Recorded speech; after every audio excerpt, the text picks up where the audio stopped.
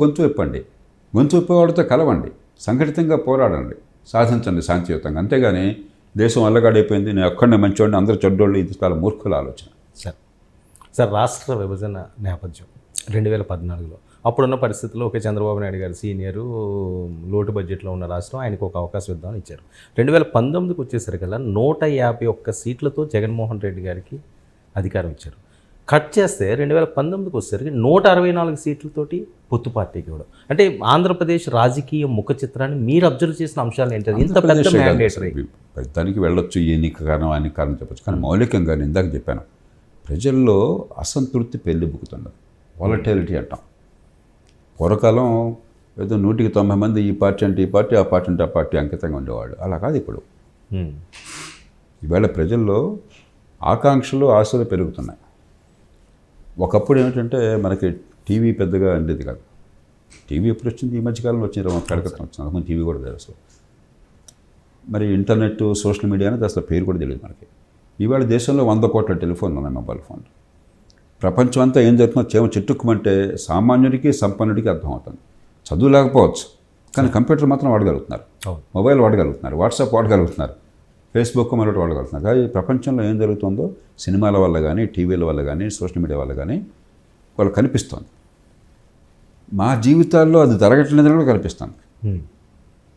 ఇది అద్భుతాలు జరగవు ఎక్కడ, ఏ దేశంలో కూడా అందరికీ అద్భుతాలు జరగవు. కానీ నేను కష్టపడితే ఎదుగుతాను, ఒక 10-15 ఏళ్ళు కష్టపడినట్లయితే, నైపుణ్యం పొందినట్టయితే నేను ఎదగలను, నేను ఎత్తుగా ఎదగలను అని చెప్పిన నమ్మకం కావాలి. ఆ నమ్మకాన్ని మన వ్యవస్థ కలిగించట్లా. ఎందుకని విద్య వైఫల్యం, ఆరోగ్యం వైఫల్యం, నైపుణ్యం వైఫల్యం, పట్టణాలతో మరి పట్టణీకరణ జరగట్లేదు తగిన స్థాయిలో. కాబట్టి ఈ అశాంతి ఉన్నది. అశాంతి ఉన్నప్పుడు అందులో కుర్రకారు 18 ఏళ్ల వయసులో ఎవరో చెప్తాడు, నీకెందుకు గవర్నమెంట్ ఉద్యోగాలు ఇచ్చేస్తాను బిడ్డ, ఢామ్మని ఓటేసేస్తాం. గవర్నమెంట్ ఉద్యోగాలలో ఉపాధి రాదు. నేను మళ్ళీ చెప్తున్నాను, ఇలా భారతదేశంలో ఈ మాట చెప్పేవాళ్ళు చాలా కొద్ది మంది ఉన్నారు. అవును సార్. అంత పచ్చి అబద్ధాలంటే ప్రజలను మోసం చేస్తున్నాం. గవర్నమెంట్ ఉద్యోగాలు నీకు శ్రేయస్కరం అని చెప్పాను, ఇంకో మార్గం లేదు, అది వచ్చేస్తాయని చెప్పని. గవర్నమెంట్ ఉన్నది మనకు ఉమ్మడి సేవలు ఇవ్వటం కోసం, ఉద్యోగాలు ఇవ్వటం కోసం కాదు. గవర్నమెంట్ని పెట్టుకున్నది మనం పన్నులు ఇచ్చి పోషిస్తుంది, తేరగా ఇవ్వడం మ్యాప్మని కాదు, మాకు సేవలు అందించమని. ఇప్పుడు ఉదాహరణకి ఇప్పుడు నీకు పాషాకోట్లో ఉన్నాం, నీళ్ళు రావట్లా, నాకు మంచినీళ్ళు రావట్లేదు తాగడానికి, బోరువెల్ నీళ్ళు మామూలు వాడకానికి ఉన్నాయి. ముఖ్యమంత్రి ఆఫీస్కి 100 మీటర్ల దూరంలో ఉన్నాం, నగర నడిబొడ్డులో ఉన్నాం. ఇక్కడ వాళ్ళంతా ఎగువ మధ్య తరగతి వాళ్ళు, కాస్త కూస్త ఆదాయము, చదువు ఉన్నవాళ్ళు, నీళ్ళు రావట్లా.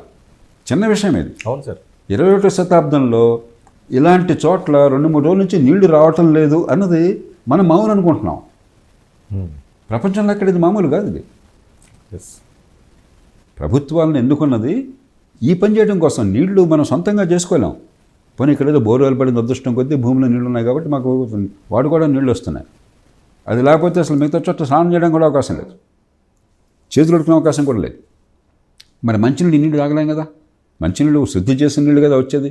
కృష్ణ నుంచి కానీ, గోదావరి నుంచి కానీ వాళ్ళు చాలా మరి నీళ్ళంతా కూడా పరిశుభ్ర నీళ్ళు మనకి ఇవ్వాలి కదా, జబ్బులు రాకుండా ఉండే నీళ్ళు. మరి ఆ నీళ్ళు మున్సిపల్ నీళ్ళు రావట్లేదు.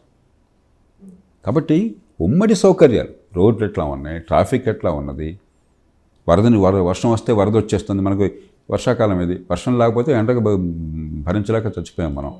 వర్షం వస్తే కాసేపు వర్షం పడితే వరదలు వచ్చేస్తున్నాయి. ఈ ప్రభుత్వం ఏంటి ఇంకా? అందుకోసం ప్రభుత్వాన్ని పెట్టుకున్నాం, ఉమ్మడి సేవలు అందించడం కోసం, ఆ సేవలు ఇవ్వటం కోసం. ఆ మేరకు ఉద్యోగులు కావాలి.